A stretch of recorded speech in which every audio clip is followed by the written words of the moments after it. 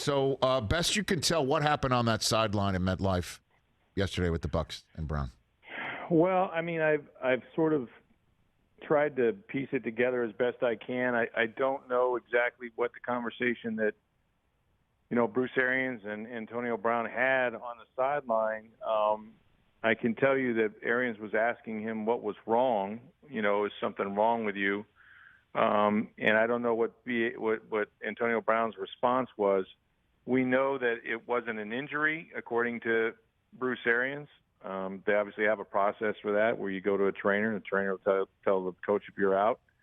And the next thing Bruce says, because they were in the middle of a drive, he saw Antonio walking, half naked through the end zone. So, in Arians' mind, he quit the team. Now, he's not being very forthcoming. Obviously, there was some flashpoint, and maybe Bruce is unaware of exactly what set Antonio off. But, we saw Mike Evans come over, obviously, and try to talk him into not doing what he was doing. And, as soon as he decided to quit, that can be interpreted as conduct detrimental, whatever. And we don't know if they're going to release him today or what list he might wind up on. But his Bucs career is through, and it's still, there's still obviously a side that Brown has not told yet, I suppose. But, we'll see what he has to say, if he has anything to say at all. Well, so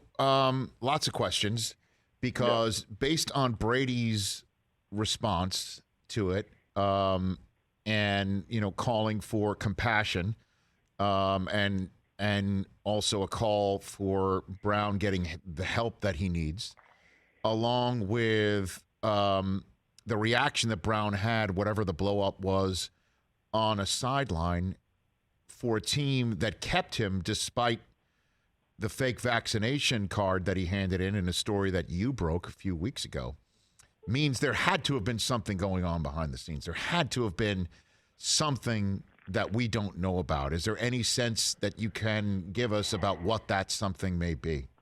Well, I think in general, and this is a generalization, but ever since this thing happened with the suspension, I don't think Antonio, since he returned, felt the same relationship or closeness with the organization for whatever reason. Okay.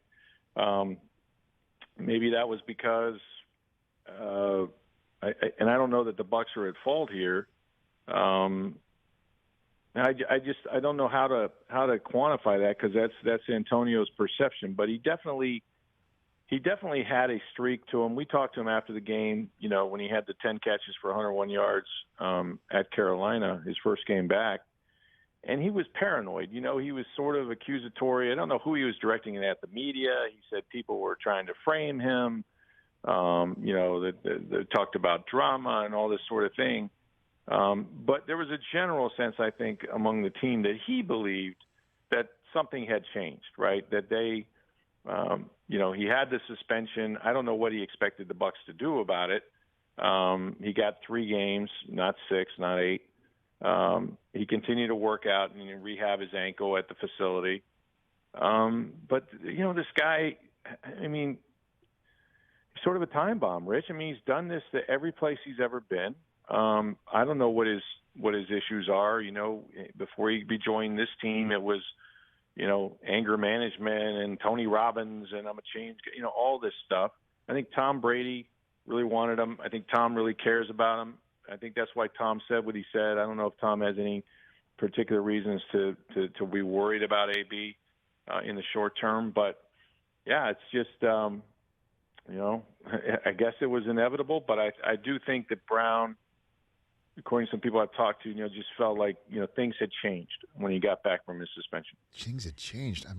They kept him, and then they used him, and then they employed him, and they kept him employed, and they, 100 yards receiving in an NFL game is no small feat, and he keeps doing it, and that's, I don't understand, which is why leads me to believe that he might not be able to control this.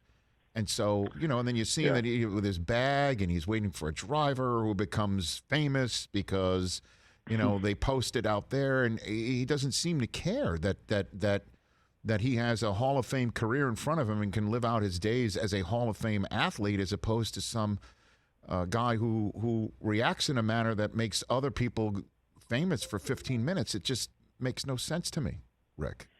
Nothing on that. Yeah, I think you'd probably need a lot of time and more degrees than I have, or you, Rich, to try to figure out, what causes Antonio Brown, to react the way he has. He's an absolute talent. I think the Bucs. I think sometimes too, these teams see the talent and they really want it, right? And obviously Brady did. And again, I'm not doubting Brady's, sort of affinity for Antonio Brown for however short or long he was with him in New England. But I know Tom cares about teammates. I think he feels he's in a position to help people. And at this stage of his career, that's what he wants to do. I think he tried to help Antonio. But in the meantime, Tom's about winning. And he absolutely knew Antonio Brown would help him and did. And he caught one of the touchdowns in the Super Bowl. And, he put a ring on his finger. And so that's important. There's a trade-off there, right? And I think, in my mind, Bruce Arians absolutely would not have entertained the idea of Antonio Brown. 6 months earlier, he told us it was too much diva. He didn't want any part of him, if not for Tom Brady. And, took him into his house, the whole thing. And, I mean, look, Brady has rewarded the Bucs and everybody with the Bucs, for pulling off what was a remarkable, Super Bowl run. So the fact that they re-signed him again, it was kind of a surprise because there's more legal trouble and entanglements in the offseason. He was the last guy they brought in here. They waited until 2 weeks and the waters had calmed down after he settled with his trainer. Trouble is never that far away from Antonio Brown, and it found him again.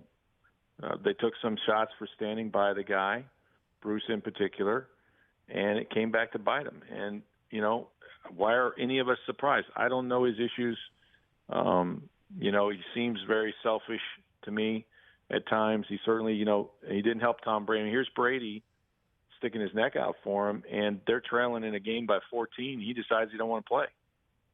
I don't think that's how you reward somebody that has gone to bat for you, know. Rick Stroud, Tampa Bay Times here on the Rich Eisen Show. Anything to the incentives? Anything about that? No, because, listen, he was very close to making $1 million. A couple catches here, a touchdown there. I mean, a year ago, they ran with Ronald Jones needing about 21 yards to get 1,000.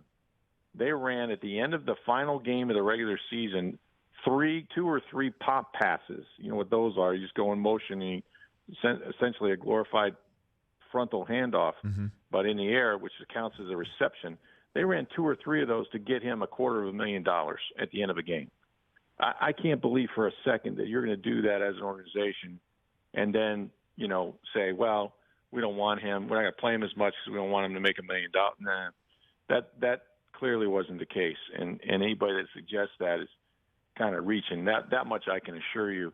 Why he would leave that money off on the table, though, is surprising, although he hasn't been very smart, getting fined. I mean, I think it cost him close to $300,000 for the fake vaccination card issue. So, $10,000 to a chef that he settled with before he came back. I mean, all these things sort of build up. There's always this sort of explosion point. You can kind of see the warning signs, and then it happens. And, it's just like I think I said this to you when we were texting last night.